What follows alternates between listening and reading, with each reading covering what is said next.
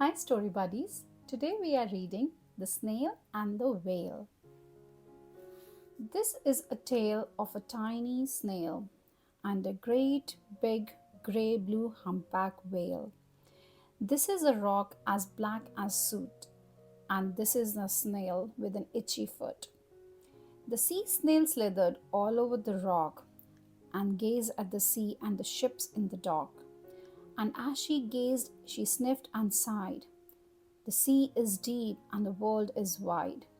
How I long to sail, said the tiny snail.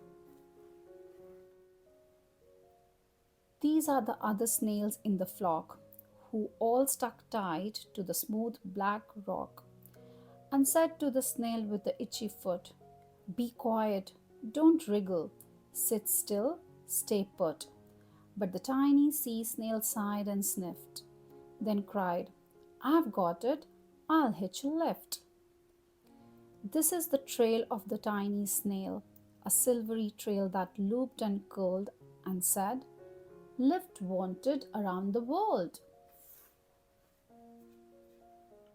This is the whale who came one night when the tide was high and the stars were bright, a humpback whale immensely long, who sang to the snail a wonderful song of shimmering eyes and coral caves and shooting stars and enormous waves.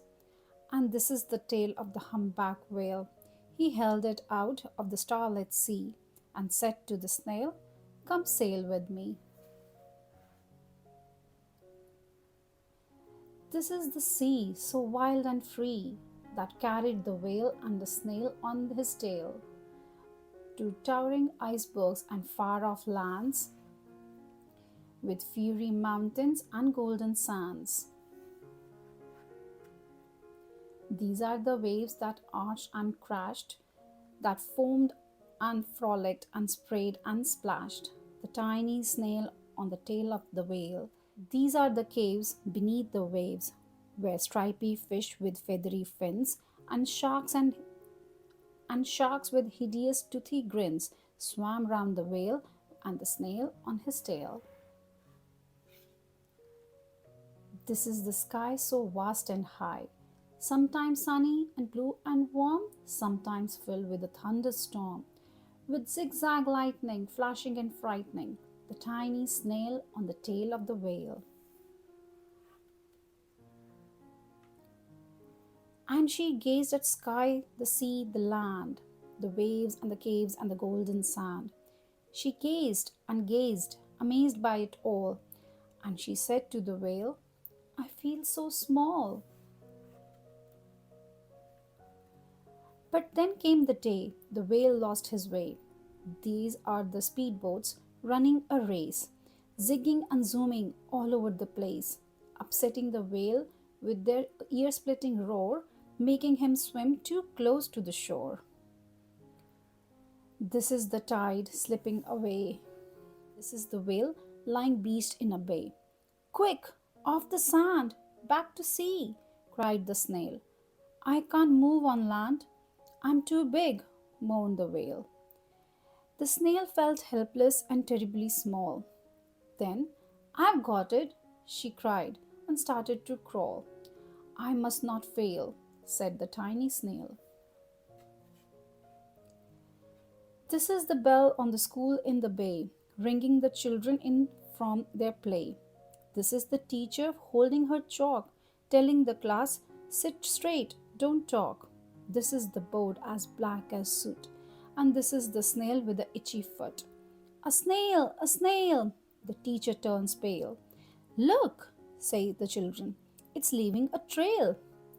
This is the trail of the tiny snail, a silvery trail saying, "Save the whale." These are the children running from school, fetching the firemen digging a pool, squirting and spraying to keep the whale cool. This is the tide coming into the bay, and these are the villagers shouting hooray as the whale and the snail travel away safely back to the dock and the flock on the rock, who said, "How time's flown, and haven't you grown?"